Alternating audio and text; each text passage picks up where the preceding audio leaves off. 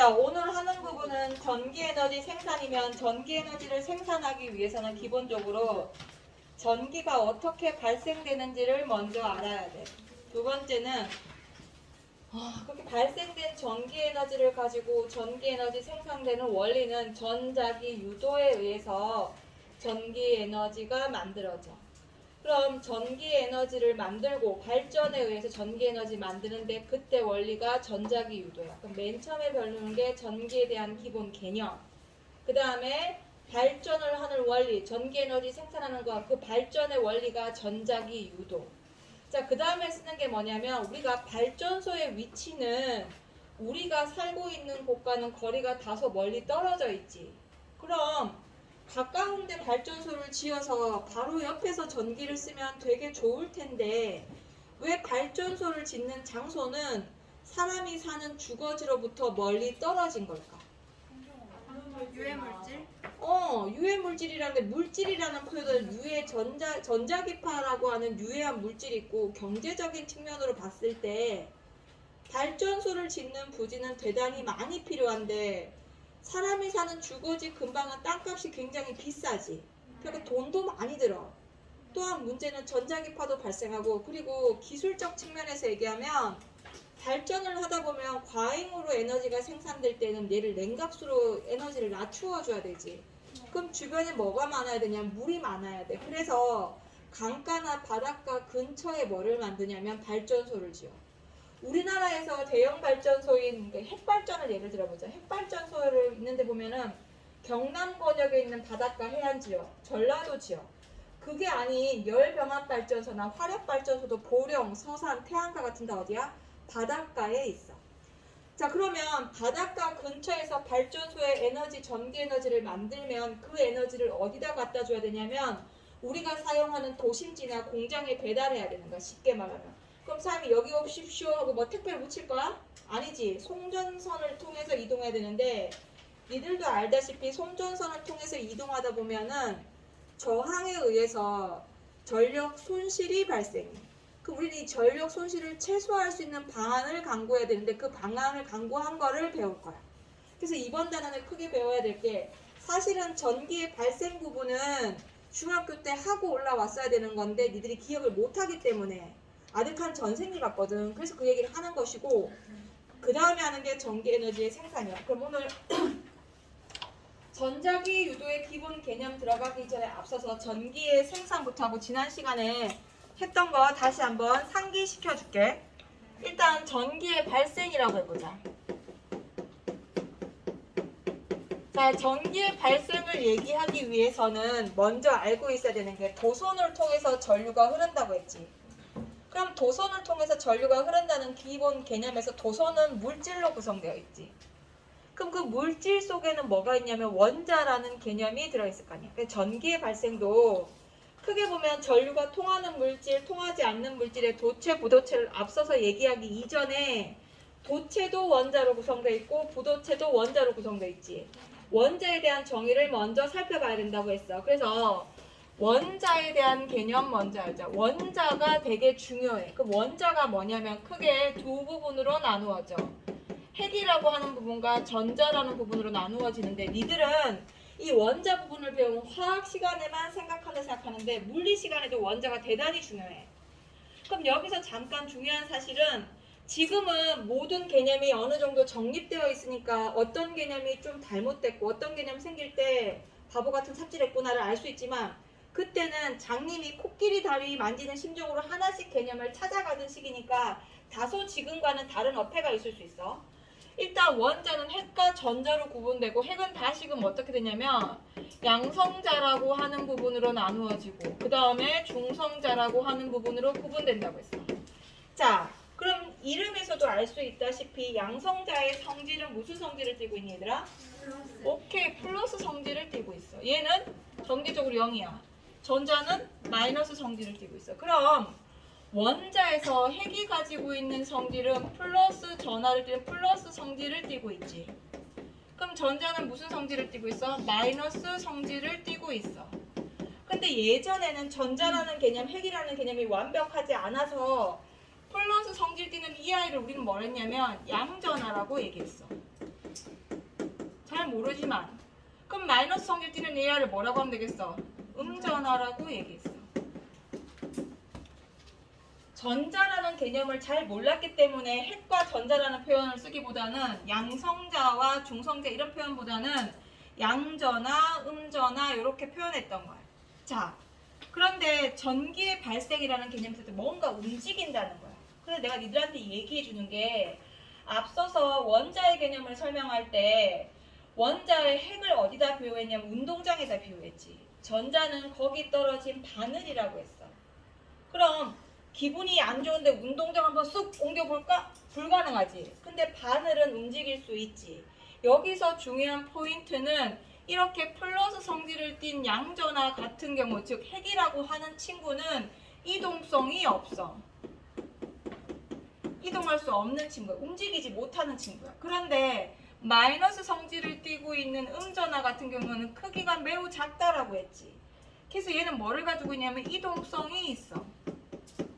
그러면 잘 봐. 잘 모르겠지만 전류라고 하는 건 뭐가 흘러야 되는 건데 이동성이 없는 이 친구를 두고 흐른다는 표현을 쓰면 앞뒤 논리적으로 말이 안 맞지. 누가 움직인다는 거야? 얘가 움직인다는 거야. 그럼 우리는 이미 알겠어. 아, 그러면 여기 있는 양전하가 움직이는 게 아니라 음전하인 전자가 움직인다. 그럼 움직일 수 있는 전자를 우리는 뭐라고 하냐면 자유전자라고 얘기한다고 했어. 근데 아까도 얘기했지만 처음에 과학을 발견해냈던 사람들은 이 모든 사실을 알고 쓴 게 아니기 때문에 1호부터 나온 첫 번째 개념인 전류라는 개념을 쓸 때 뭐라고 얘기했냐면 전하의 흐름이라고 했을 때 얘들이 생각하는 전하의 흐름은 양전하였을까 음전하였을까? 오케이, 양전하였어. 양전하가 많은 곳에서 양전하가 적은 곳으로 흐를 거라고 생각했어. 그래서 플러스 마이너스의 상대적 개념은 플러스가 많고 플러스가 적으면 플러스가 많은 쪽이 더 플러스 성질이 강하지. 플러스 성질 적은 쪽을 마이너스라고 칭했던 거야. 그래서 요 개념 때문에 전류의 이동 방향이라고 할게. 전류의 이동 방향을 뭐라고 생각했냐면 플러스 양전하가 많은 곳에서 마이너스 방향, 양전하가 적은 방향으로 이동하는 게 맞지 않을까라고 생각한 거야. 근데 지금 결과론적으로 보면 원자 핵은 이동성이 있어 없어? 틀린 내용이지. 그럼 고치면 되잖아. 근데 너무 오랫동안 이 용어를 사용했기 때문에 새로운 개념을 써. 실제로 움직이는 건 양전하가 아니고 뭐야? 음전하인 전자가 움직이는 거지. 그래서 새로운 이동 개념인 전자의 이동 방향이라는 개념이 다시 나와. 얘는 뭐야? 전자가 많은 쪽, 그러니까 전자의 성질 자체가 마이너스지. 그래서 마이너스에서 어디로 움직인다? 플러스로 움직인다. 이렇게 된 거야. 근데 얘들아 잘 봐. 얘가 움직이는데 A라는 애와 B라는 애가 시간당 움직이는 걸 따져야 되는데 왜 시간당이라는 개념을 왜 쓰냐면 얘는 100명이 지나갔어. 어떤 공간을. 어떤 애는 10명이 지나갔다 하면 언뜻 듣기에는 100명 지나간 공간이 사람이 더 많이 지나간 것 같지. 근데 예를 들어 10분에 10명 지나가고 하루에 100명 지나갔으면 10분에 10명 지나간 게 더 많이 간 거잖아. 그래서 항상 무언가를 얘기할 때는 뭐가 들어가야 되냐면 시간에 대한 제한을 두어야 돼. 그래서 정확한 표현은 전하의 흐름 또는 뭐냐면 시간당 도선을 이동한 전하의 양이라고 표현하면 정확한 전류에 대한 개념이야. 자, 그런데 우리도 그렇지만 예전 과학자들은 자기가 어떤 개념을 발견해내면 그렇게 지 이름을 갖다 붙이고 싶어 했어요. 그래서 전하에 대한 개념을 처음 발견한 사람 이름이 쿨롱이야. 쿨롱. 그래서 전하의 단위는 쿨롱 이름 첫 글자를 써서 C라고 표현해. 그 전류는 또 이 전하에 대한 개념을 갖고 요렇게 또 정의 내린 사람은 앙페어야. 앙페르라고 하는 친구야. 그래서 전류는 뭐라고 표현하냐면 전류의 단위를 펴볼게. 전류의 단위를 쓸 때는 여기 있는 정의를 기준으로 1쿨롬 퍼 세크라고 하고 얘를 1암페어라고 얘기한다라고 하는 거야. 이게 전류에 대한 기본 개념입니다. 자, 그러면 이제 전류에 대한 값은 이해했어. 그런데 얘들아, 우리가 기본적으로 알고 있어야 되는 게 물질에는 그러면 전자만 있냐? 원자 핵은 없어? 있지. 움직이는 주체가 전자여서 지금 전자만 계속 언급하고 있지만 기본적으로 원자, 핵이라는 것도 같이 존재하고 있지. 그러면 도선이 이렇게 있다고 쳤을 때 이 도선 안에는 우리는 표현하기 편하기 위해서 전자만 나타내고 있지만 도선 안에 뭐야? 원자, 핵이라고 하는 것도 존재할 거야. 그지? 그러면 얘는 핵이야. 그 주변을 지나면 전자가 있을 거야. 전자는 눈 달리지 않았어?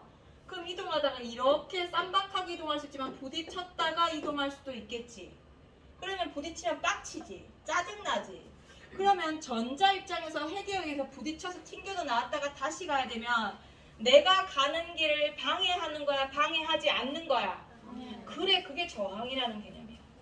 전류가 흐르는 전하의 흐름을 갖고 방해하는 정도를 저항이라고 해요. 그럼 저항이라고 하는 건 뭐냐면 전류의 흐름을 방해하는 정도.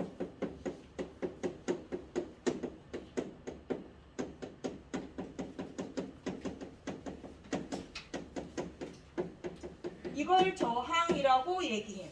자, 그럼 니들한테 이런 얘기를 할 거야. 얘들아, 니네 공부 1시간 동안에 30분 동안에 10분 동안에 뭐가 제일 나아? 10분.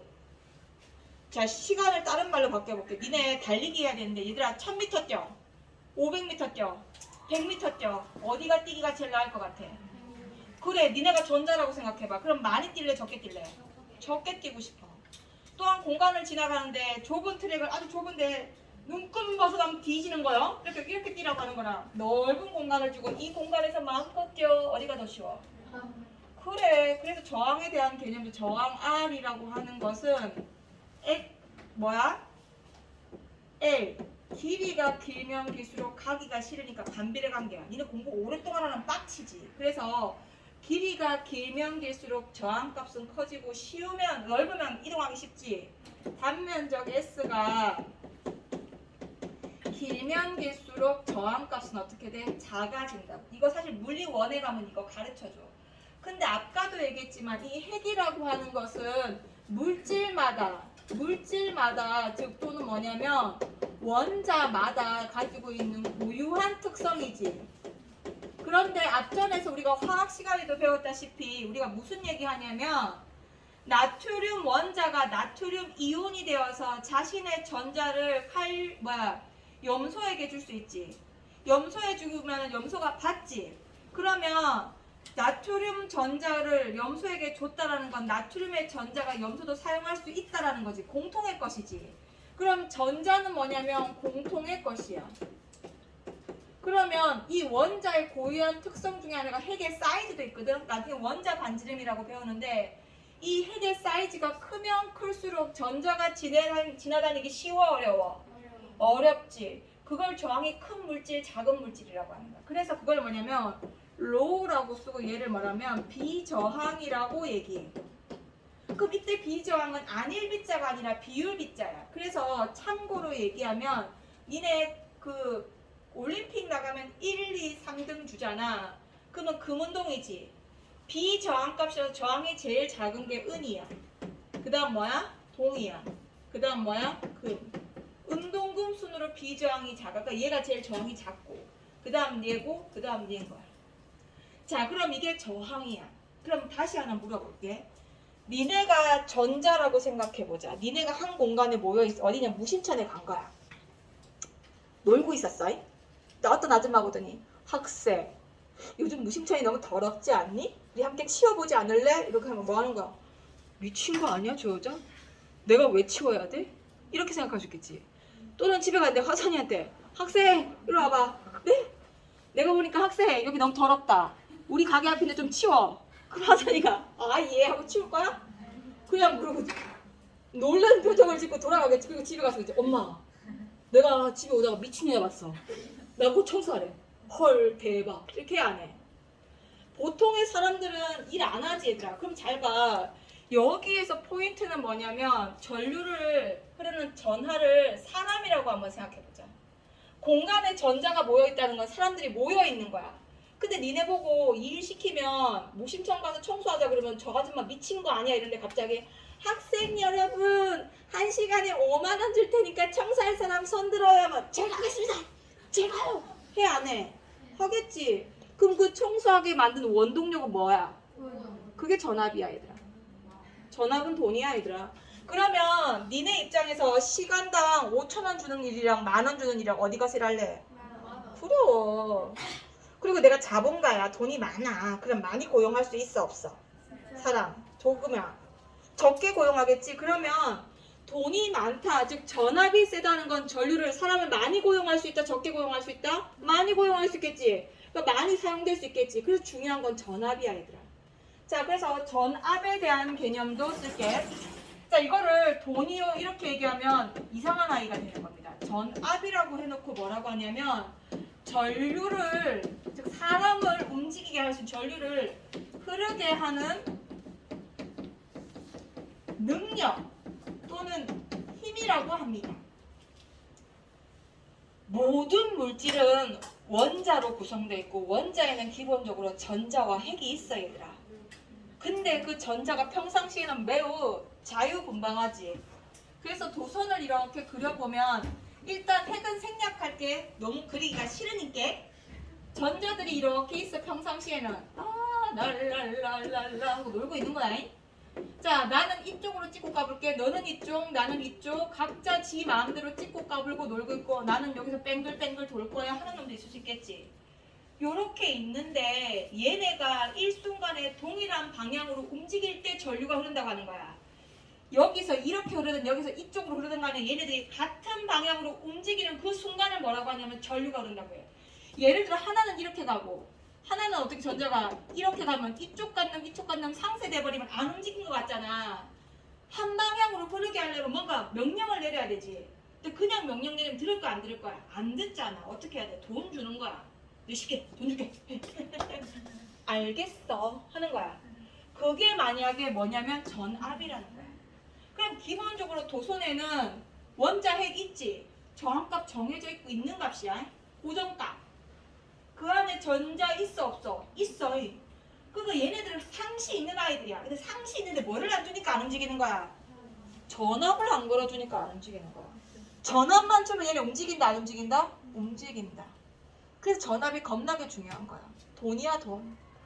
그래서 우리는 어떻게 생각하냐면 얘들아 니네 공부 왜 하는 거니? 적나라하게 표현해볼게. 쌈박하고 쉬운 일 하면서 시간 짧게 하고 돈은 겁나게 많이 벌고 싶어서 하는 게 공부잖아. 그것 때문에 지금 죽자고 앉아서 공부하는 게 내가 지금 열심히 노력하면 나중에 힘은 덜 들이고 돈은 많이 받는 일 하고 싶잖아. 사람들 다 그러고 싶잖아. 그게 뭐냐면 요거라고. 내가 사람에 해당하는 게 전류야. 사람은 전류. 그 다음에 내가 받는 급여 전압이야. 일의 힘든 정도 저항이라고 하는 거야. 그럼 니네는 어떤 일 하고 싶어? 저는 매우 힘들고 보람을 느끼지만 돈은 적게 주는 일을 하고 싶습니다. 도라이지. 그럼 미친 애야. 보통의 아이들은 나는요 전요 일은 쉬웠으면 좋겠어요. 반비례합리죠. 그런데 돈은 겁나게 많아졌으면 좋겠어요. 요 개념까지 나오지. 즉 전류라고 하는 전류. 저는요 나는 그냥 임의로 예상을 하는 거야. 그냥 예를 들자면 R이라고 쓰지 말고 저항이라고 쓸게요. 영어로 쓰지 않고 한글로 썼으면 같이 한글로 씁시다. 저항 즉 이게 뭐냐 힘든 정도 일의 고된 정도를 따졌을 때 일은 다 힘든 일 하고 싶어요. V 또 V를 썼어. 그게 뭐야 전압이라고 쓰고 돈은 겁나 많이 받고 싶어요. 요거야. 이거라고. 이게 오메 법칙이야. 니들이 사실 이거 외에도 직렬, 병렬도 있고 뭐 여러 가지 있는데 그런 거는 굳이 몰라도 되고 우리가 지금 수준에서 기억해야 될 거는 요 정도. 전기의 발생에서 기억해야 되는 건 전류, 저항, 전압 정도만 알고 있으면 됩니다. 그리고 나서 뭐를 할 거냐면 이제 본론에 들어갑니다. 전자기 유도에 대해서 배울 겁니다. 자, 이제 요거 잠깐 끌게.